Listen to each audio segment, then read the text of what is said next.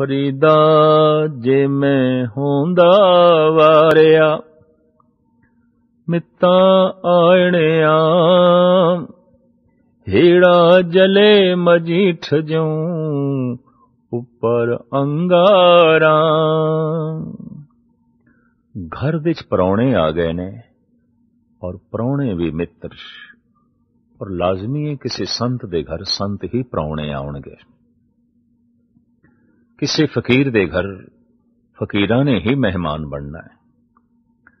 तो आप कहंदे ने मित्र आए ने घर विच, जे मैं कुछ चीज छुपा के रख दिती है, ओले कर दिती है, ऐसी हालत विच मैनू ऐसा महसूस होंदा है जिवें ये तन भखदे हुए अंगारियां ते जल रहा है। भाव जद फकीर दे घर फकीर आवे, सज्जण दे घर सज्जण आवे, कुछ भी ओले नहीं रखना चाहिए, सब कुछ उस तो सदके करना चाहिए, कुर्बान करना चाहिए। फरीदा लोड़े दाख बिजोरियां किकर बीजे जट हंडे उन कताएं दा पैंदा लोड़े पट। जीवन कर्म भूमि है, इसदी जो कर्मां दा बीज बोई है वही कुछ पैदा होंदा है। ऐसे कुछ कर्म ने जिस तो दुख पैदा होंदा है, ऐसे कुछ कर्म ने जिस तो आनंद पैदा होंदा है। किहड़े कर्मां तो दुख पैदा होंदा है? जिन्हां कीते कर्मां करके किसी नूं दुख मिल गया है, किसी दूसरे नूं दुख मिल गया है, इन्हां कर्मां तो अपने लिए भी दुख पैदा होवेगा। पर जिन्हां कर्मां तो किसी नूं कुछ मिल गया, कुछ भी मिलिया होवे, ज्ञान मिलिया होवे, कला मिली होवे, सुकून मिलिया होवे, शांति मिली होवे, धन मिलिया होवे, संपदा मिली होवे, सुख मिलिया होवे, इज्जत मान मर्यादा मिली होवे, साडे जिस कर्म तो जिसनूं कुछ मिलिया है इस तो सुखां दी प्राप्ति होंदी है।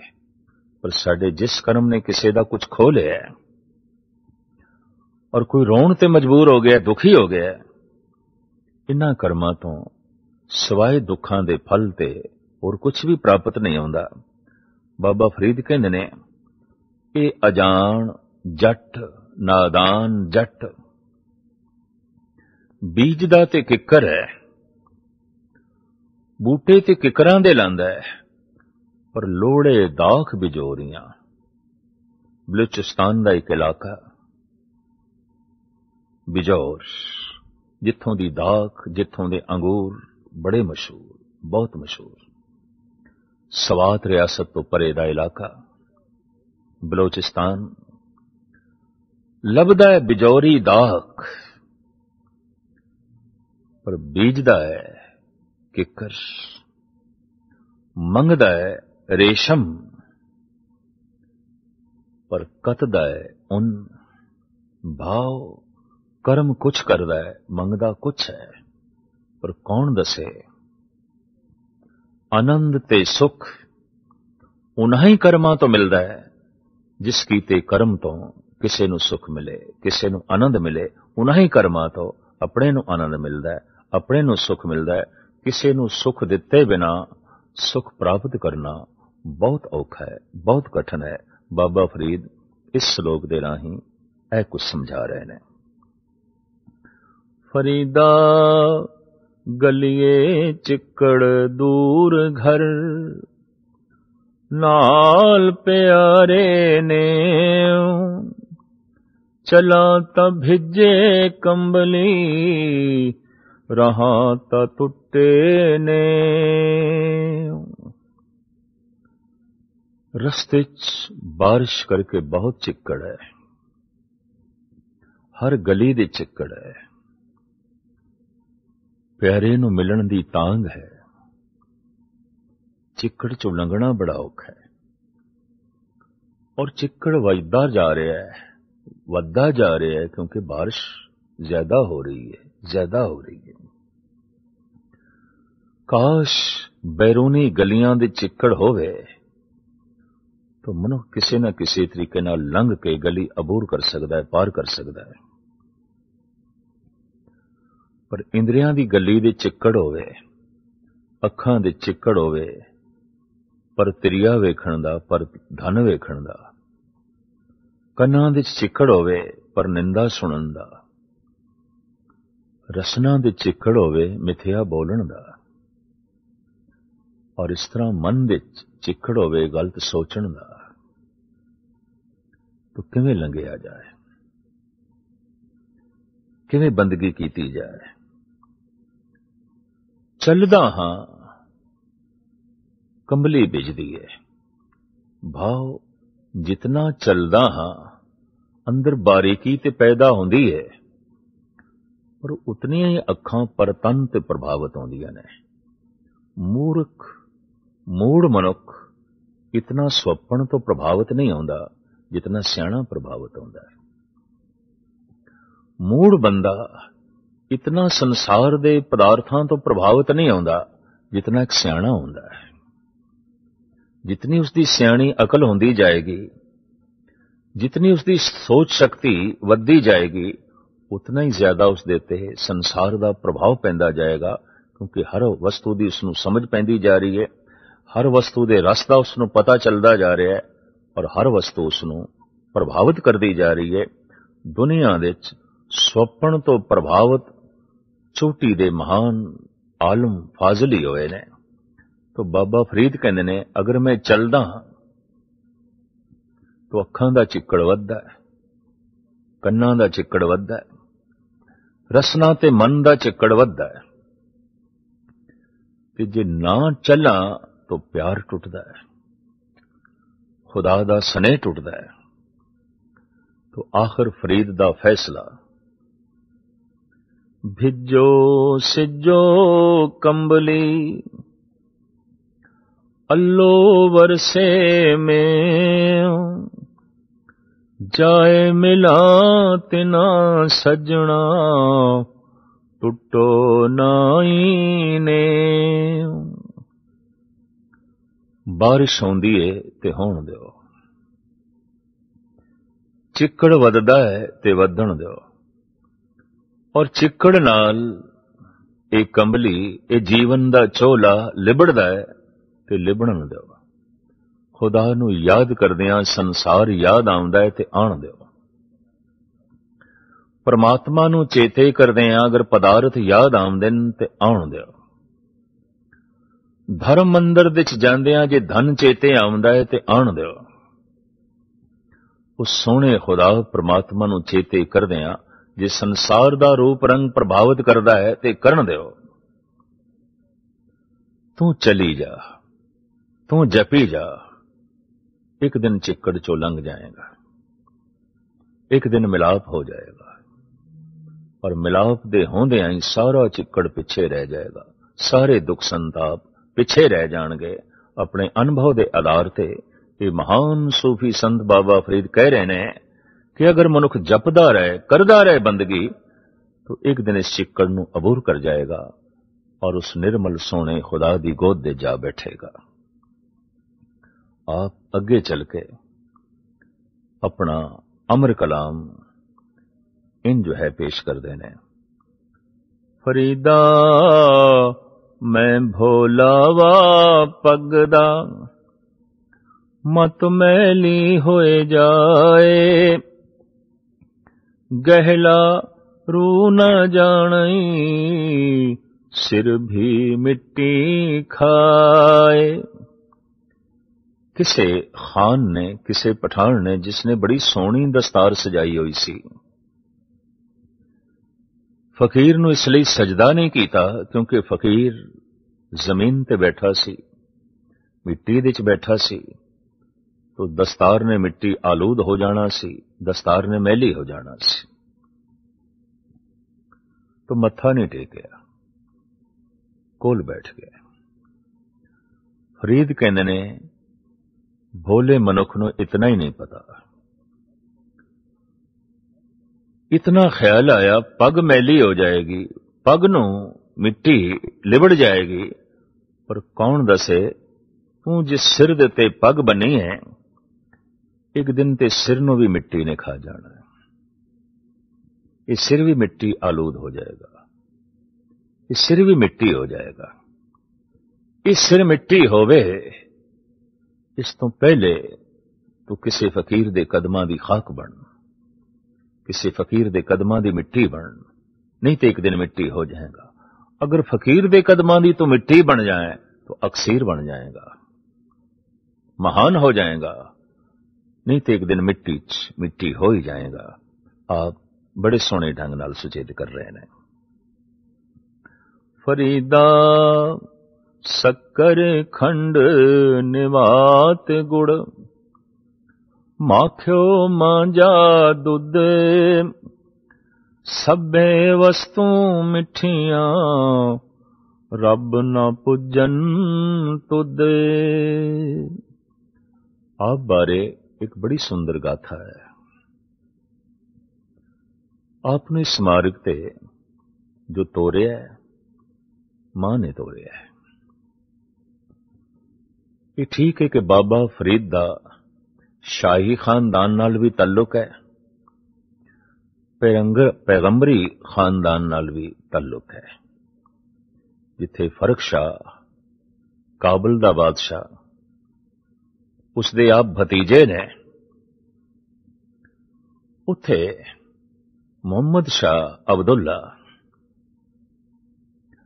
जो हजरत अली दे शाही खानदान नाल ताल्लुक रखदा है, हजरत अली दा रिश्तेदार है,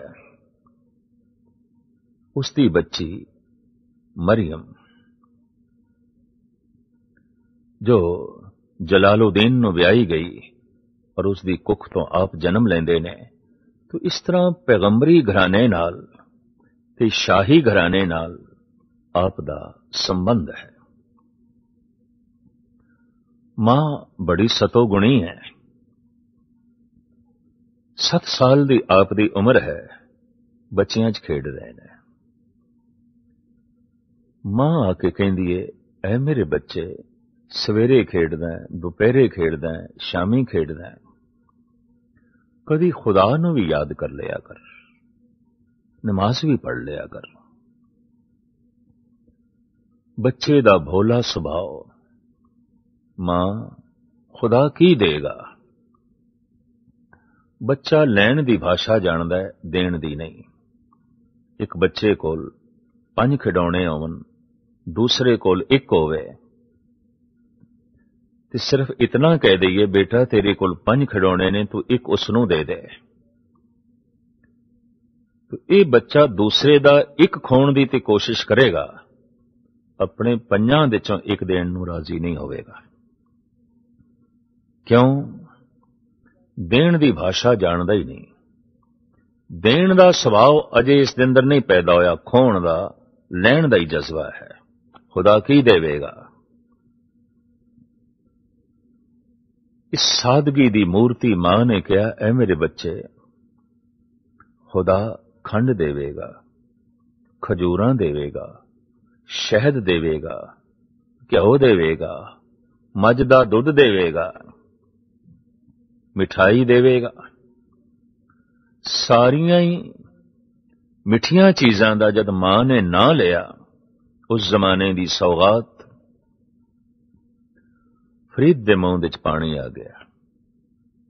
मां, तो फिर मैनू नमाज पढ़नी सिखा। मैं पढ़ांगा नमाज।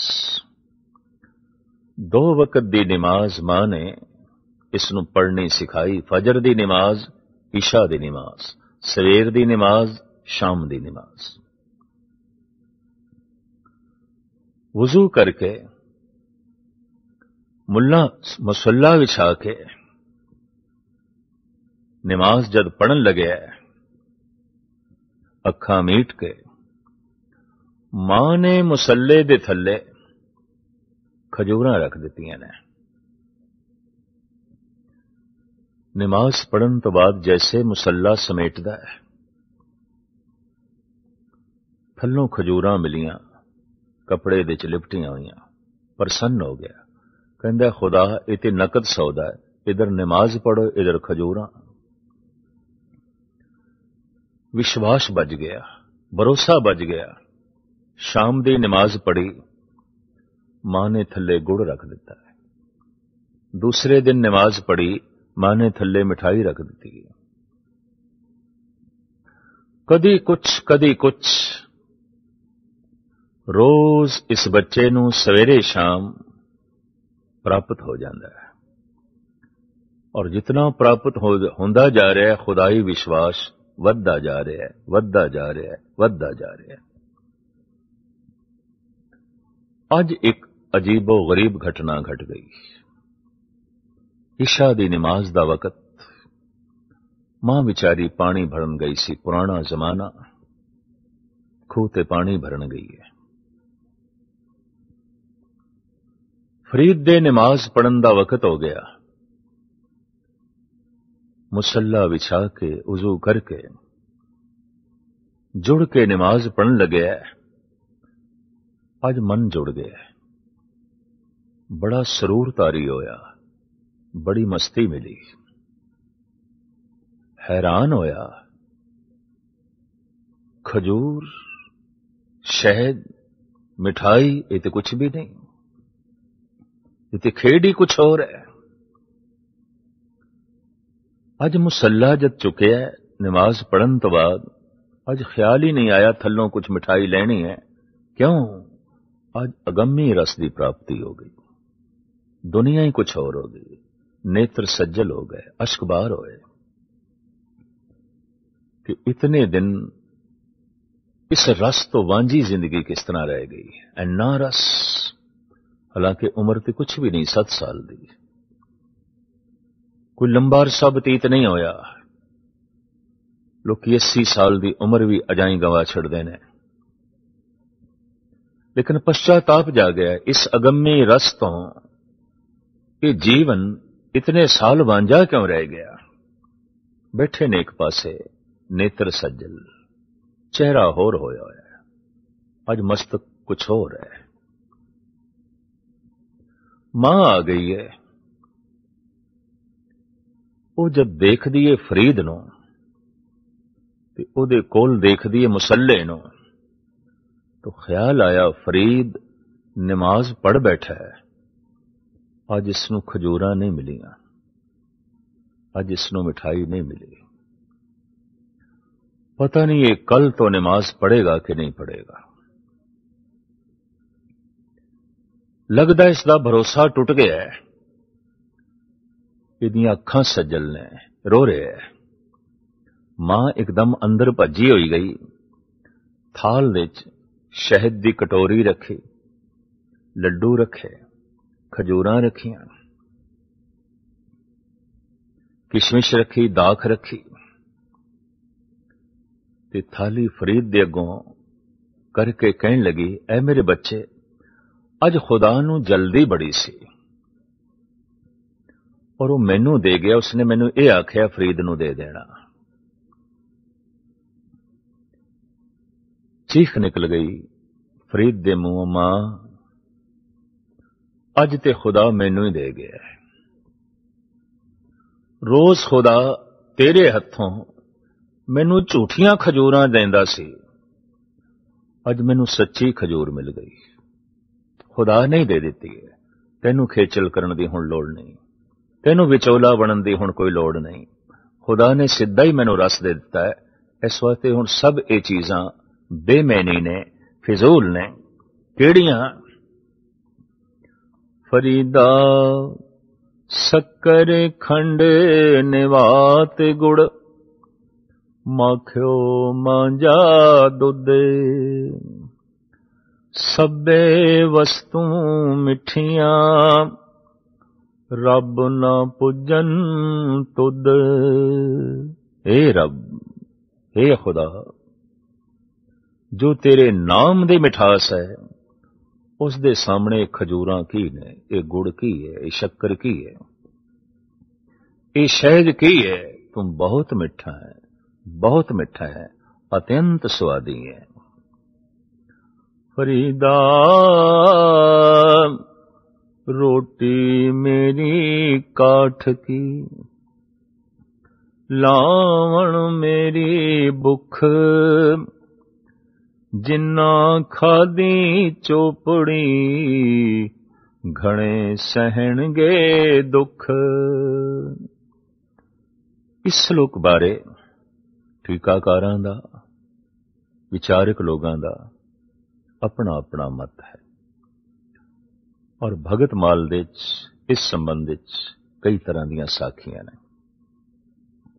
दरअसल लक्कड़ दी रोटी भुख नहीं मिटा सकती। लक्कड़ दी रोटी नूं पेट ते बन के बाबा फरीद घुमदे रहे। इतनी सियाणी आत्मा, इतना दूर दृष्ट मनुख, इतनी बारीक बीन अकल ऐसा कर्म नहीं कर सकती। फिर ये क्यों कह रहे ने फरीदा रोटी मेरी काठ की। दरअसल डेरे विच अक्सर घरां घरां तो मंगियां हुई रोटियां, भिक्षा विच रोटियां आउंदियां सन। लोकी बची कुची रोटी दे देंदे सन। बाबा फरीद बिरध हो चुके सन, मूंह विच दंद नहीं सन। सुक्की रोटी नूं जैसे मूंह विच पान ते इंज प्रतीत होवे जैसे लक्कड़ नूं मूंह च पा रहे ने। सुक्की रोटी अज भी तशबीह देंदे ने, ये ते लक्कड़ वर्गी है। की खाईए, ये ते लक्कड़ वर्गी है। उसी तशबीह नूं बाबा फरीद वरत रहे ने। एक ते मेरे दंद नहीं, एक ये रोटी सुक्की। रोटी मेरी काठ की, लावण मेरी भुख। लहिंदे पंजाब दे साग सब्जी नूं लावण कहंदे ने, जिहदे नाल ला के रोटी खाई जाए, लावण। मुल्तान, खुशाब, कुंदियां, मियां वाली, सरगोदा, जंग मंगैणा, डेरा गाजी खान और फ्रंटियर दे इलाके दे साग सब्जी नूं, दाल भाजी नूं कहंदे ने लावण। बाबा फरीद आप दी बोली पंजाबी और खास करके लहिंदी पंजाबी, लोकल भाषावां विच आपने मनुखता दी झोली विच खुदाई ज्ञान पाया। तो आप कहंदे ने ये जो मैनू भुख लगी है, बस यही मेरा लावण है, यही मेरी साग सब्जी है। धन गुरु नानक देव जी महाराज कहंदे ने रुपे कामे दोस्ती, भुखे सादे गंड। भुख ते स्वाद दा ही आपस दे तालमेल है। भुख नहीं ते स्वाद कादा। तो बाबा फरीद कहंदे ने जो मेरी साग सब्जी है वो है भुख। ते भुख दे जद मैं सुक्की रोटी खाना स्वादी लगदी है, चंगी लगदी है। जिन्ना खादी चोपड़ी घणे सहणगे दुख। भुख तो बिना जो चोपड़ी ते होर तरह तरह दे पदार्थ खांदे ने पर भुख नहीं है, बहुत दुख सहारणगे। भुख तो बिना खाना दुख ही है। एक एक बुरकी दुख नूं जन्म देगी, एक एक बुरकी रोग नूं जन्म देगी, एक एक बुरकी पीड़ा नूं पैदा करेगी। बाबा फरीद इस श्लोक दे राहीं यही कुछ समझा रहे ने, जो भुख है बस यही मेरी साग सब्जी है और इस दे जद मैं सुक्की रोटी खाना तां भी स्वादी लगदी है, पच जांदी है ते शरीर दे अनुकूल बकायदा जो है काम कर दी है। पर भुख ही नहीं है ते तरह तरह दे स्वादी ते पौष्टिक खाने खादे गए ने, एक एक बुरकी रोग नूं जन्म देवेगी। भुख तो बिना खाना दुख ही है। ऐसा इस श्लोक दे राहीं बाबा फरीद जगत नूं ज्ञान दे रहे हैं।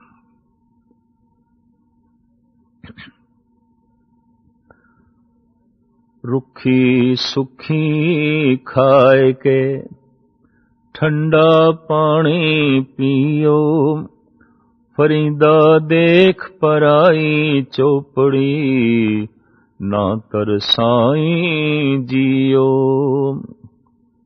दूसरे दा धन, दूसरे दा पदार्थ, दूसरे दा रंग रूप वेख के अक्सर मनुख प्रभावित होंदा है और मन दी तृष्णा पैदा होंदी है। मन दे साड़े भी पैदा होंदे ने, जैलसी भी पैदा होंदी है, जलन भी पैदा होंदी है। ऐस दे कोल इतना है, मेरे कोल नहीं है। तो बाबा फरीद इत्थे समझा रहे ने ਹਕੀਕਤ ਹੈ ਕਿ ਮਨੁੱਖ ਕਈ ਦਫਾ ਖੂਹ ਤੋਂ ਪਾਣੀ ਭਰਦਿਆਂ ਹੋਇਆਂ ਸੋਚ ਲੈਂਦਾ ਨਹੀਂ ਦਰਿਆ ਤੋਂ ਪਾਣੀ ਭਰੀਏ, ਕਿਉਂਕਿ ਖੂਹ ਦੇ 'ਚ ਪਾਣੀ ਥੋੜਾ ਹੈ, ਦਰਿਆ ਦੇ 'ਚ ਪਾਣੀ ਬਹੁਤ ਵੱਡਾ ਹੈ, ਬਹੁਤ ਸਾਰਾ ਹੈ। ਪਰ ਕੌਣ ਦੱਸੇ ਦਰਿਆ ਤੋਂ ਵੀ ਉਤਨਾ ਹੀ ਪਾਣੀ ਮਿਲੇਗਾ ਜਿਤਨਾ ਤੇਰਾ ਮਟਕਾ ਹੈ।